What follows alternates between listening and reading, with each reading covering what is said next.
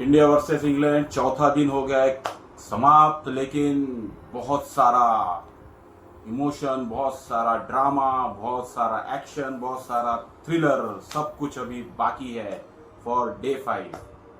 मतलब एक पिक्चर को जो कंप्लीट पैकेज बनाती है, उसका जो लास्ट का रहता है सस्पेंस, थ्रिलर, एक्शन, ड्रामा, जिसमें कुछ भी पता ना चले, सेम वैसा ही हो रहा है कि भाई कौन जीतेगा कुछ पता नहीं चल रहा है।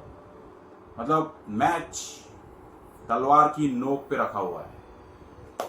मतलब एकदम बराबर मैच था। 3 इनिंग के तीसरे दिन के बाद चौथे इनिंग 2 रन पे खेल रही थी इंग्लैंड, और थर्ड डे के क्लोज में लास्ट ओवर में ड्रामा हुआ जिसमें सारे इन्वॉल्व हो गए। शुभमन गिल बहुत ज़्यादा चार्ज अप थे, वर्ड्स एक्सचेंज हुए क्रॉली के बीच में। और जब चौथा दिन स्टार्ट हुआ तो बुमराह की गेंदें आग उगल रही थी। मतलब कहीं भी देख के ही मजा आ रहा था कि भाई इंग्लिश बैट्समैन को बॉल ग्लव्स पे लग रही है, अनकंफर्टेबल। मतलब क्रॉली जैसे हाइट वाला भी अनकंफर्टेबल हो रहा था, और बहुत जबरदस्त बॉलिंग चल रही थी। लेकिन लक था नहीं बुमराह का, बुमराह को विकेट नहीं मिली। विकेट निकाली सिराज ने। बेन डकेट ने पहले स्कूप मारा, उसने रन लिए, फिर उसके बाद में शॉट मारने गए तो बेन डकेट पहले आउट हुए। बेन डकेट का विकेट लिया मोहम्मद सिराज ने ऑली पोप का भी विकेट लिया। बहुत ही बढ़िया बॉल और एक अच्छा रिव्यू लिया गया। अंपायर ने तो आउट नहीं किया था, जो एलबीडब्ल्यू आउट हुए ऑली पोप। मतलब दोनों ही बैट्समैन कुछ फॉर्म में तो खास थे नहीं, सॉरी डकेट तो थे फॉर्म में। ऑली पोप आउट हुए। उसके बाद में हैरी ब्रुक आए। हैरी ब्रुक ने आके थोड़ा ताबड़तोड़ रन मारने की कोशिश की। आकाशदीप को चौके भी लगाए, एक छक्का भी लगाया, ऊपर में स्कूप लगाए, लेकिन ओवर खेल रहे थे। और वही ज़्यादा अटैकिंग के चक्कर में बोल्ड हो गया आकाशदीप पे, क्योंकि जुरेल स्टंप के ऊपर आके कीपिंग कर रहे थे, स्टंप पे कीपिंग कर रहे थे, और उसी में बोल्ड हो गए। तो हैरी ब्रुक आउट हो गए। उसके बाद में रूट और स्टोक्स का एक पार्टनरशिप चल रहा था, जो कि पेसर्स को कुछ नहीं हुआ। तो फिर शुभमन गिल ने जडेजा और वॉशिंगटन सुंदर को लगाया और बड़ी विकेट दिलाई वॉशिंगटन सुंदर ने। जो रूट को बोल्ड किया, क्या बॉलिंग की आज वॉशिंगटन सुंदर ने, बड़े बड़े विकेट को फंसाया। उसमें थे जो रूट को आउट किया। जो रूट के बाद में जो स्मिथ आए थे on in the form wicket keeper, 400 plus run थे, उनको उन्होंने बोल्ड किया। मतलब लाइन गलत जज कर दी और ऊपर के बॉल को पीछे खेल गए और बॉल थोड़ा स्ट्रेट हुआ और वो बोल्ड हुए, तो उनका विकेट लिया। फिर उसके बाद में और एक इम्पोर्टेंट विकेट बेन स्टोक्स का लिया, जो ठीक लग रहे थे, उतने कंफर्टेबल नहीं बट ठीक लग रहे थे। तो 3 विकेट ले ली थी वॉशिंगटन सुंदर ने। और फिर उसके बाद में जसप्रीत बुमराह ने वोक्स और कार्स को जल्दी ही आउट किया। इस मैच में टेल वैग हो नहीं पाई उनकी, और लास्ट विकेट बशीर को बोल्ड किया वॉशिंगटन सुंदर ने। तो कुल मिला के 192 रन बनाए थे इंग्लैंड की टीम ने, और बहुत टफ रहा रन बनाना उनके लिए। 193 रन का चेस मिला था। लग रहा था कि इंडिया आराम से कंफर्टेबली चेस कर लेगा, बना देगा रन। लेकिन भाई ये ही तो क्रिकेट का मजा है, इसमें क्या होगा कुछ बोल सकते नहीं है। और हुआ सेम वैसा ही, जैसा बोलते हैं कि अनप्रिडिक्टेबल गेम है, और कुछ खराब शॉट, कुछ गलत टेक्निक और मेंटेलिटी, और गेम ओवर। तो स्टार्ट किया जायसवाल और केएल राहुल ने रन चेस के लिए 193 रन, क्योंकि खेलना था, हार्डली 2 सेशन पूरा खेलना है और रन बन जाने थे।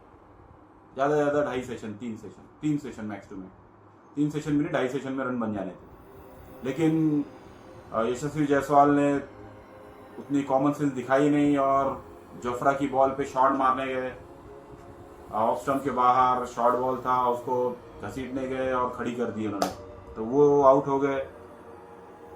केएल राहुल बहुत बढ़िया खेल रहे हैं, लेकिन उनका भी ड्रॉप कैच हुआ क्रिस वोक्स की बॉल पे, और बाल बचे, मारने गए और कैच आउट होते होते बच गए। करुण नायर का भैया बोरा बिस्तरा गुल होने का टाइम आ गया है भाई। 6 इनिंग मिल गई है, जो उन्होंने दिसंबर 2022 को मैसेज किया था कि please cricket give me one chance, और वो चांस आपको मिला है नायर साहब। आपने 6 इनिंग वेस्ट कर दी, स्टार्ट ले लेके वेस्ट करी। पहला टेस्ट तो कुछ नहीं कर पाए थे, उसमें 0 रन थे और 20 रन, लेकिन सेकेंड इनिंग में जो 20 रन बने उसके बाद से हर मैच में स्टार्ट मिला, 20 मिला।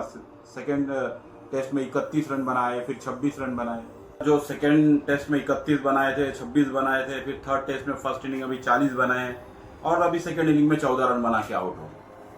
मतलब यार इतने साल क्रिकेट खेली है, डोमेस्टिक में अच्छा परफॉर्म किया है, लेकिन इंटरनेशनल में कुछ नहीं किया सिवाय वो 100 के अलावा। और बहुत मुश्किल है कि चौथा टेस्ट अब खेलेंगे करुण नायर, क्योंकि उनको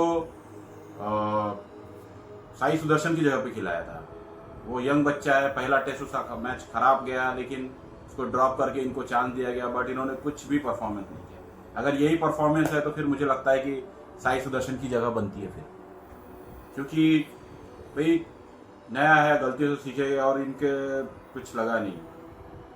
अच्छे दिखते हैं, अच्छा खेलता है, लेकिन सडनली एक खराब शॉट या खराब लॉस ऑफ टेम्परमेंट, या फिर क्या है, दिमाग में शायद बहुत सारी बातें चल रही होगी, बहुत सारा प्रेशर है, और कार्स की बॉल को छोड़ दी जो स्टंप पे जा रही थी, और भाई कोई चांस ही नहीं था उससे बचने का। अगर आप शॉट ऑफर नहीं कर रहे थे और आपके पैड से टकरा जाएगी तो कोई चांस नहीं। तो आउट हो गए ब्रायडन कार्स की बॉल पे, और बॉल भी बहुत अच्छा कर रहे थे ब्रायडन कार्स। मतलब स्लोप के साथ में आउट स्विंगर छोड़ रहे थे, जो ऐसा लग रहा था कि बाहर जाएगा बैट्समैन को, और वो अंदर आ रहे थे, तो वैसे ही आउट हुए। उसके बाद शुभमन गिल आए। शुभमन गिल जो सेकंड टेस्ट तक तो अच्छा खेल रहे थे, लेकिन सडनली ऐसा लग रहा है कि वो पुराने शुभमन गिल वापस आ गए हैं। जो थर्ड टेस्ट में पुराना शुभमन गिल वापस आ गया, उनका सर गिर रहा है, उनके बैट से लग नहीं रहा है, आते और 1-2 शॉट खेले जो बाहर थे, पोक करने की कोशिश की, बचे। फिर कार्स की बॉल पे एक अंपायर ने आउट भी दिया था, उसमें हुआ नहीं, कॉट बिहाइंड का, फिर उन्होंने लिया और बच गए, उसमें रिव्यू लिया और बच गए। फिर उसके बाद में फुल टॉस की, चौका मार दिया, फिर से वही जो आउट स्विंगर कार्स का था, और फिर वही बॉल अंदर आया और बैट ला नहीं पाया और आउट।